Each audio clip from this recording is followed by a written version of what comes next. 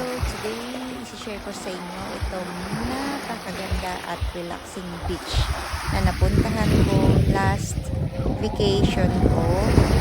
It was November 2024 nung nag-celebrate kami ng birthday ng youngest anak ko. Okay, so itong beach na ito ay matatagpuan po sa Pinamalayan Oriental, Mindoro. At ang pangalan niya ay Tiraza Beach Resort. So may mga cottages po yan sa gilid. And meron din pong swimming pool. Okay, marami din siyang rooms. So perfect din po sa mga gusto mag-overnight dito.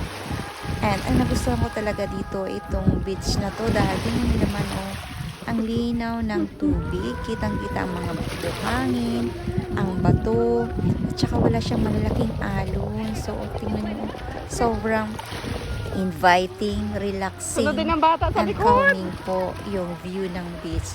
So, as you can see, nandun na po ako, medyo malayo na, no? Pero, ang tubig niya, wala pa po sa baywang.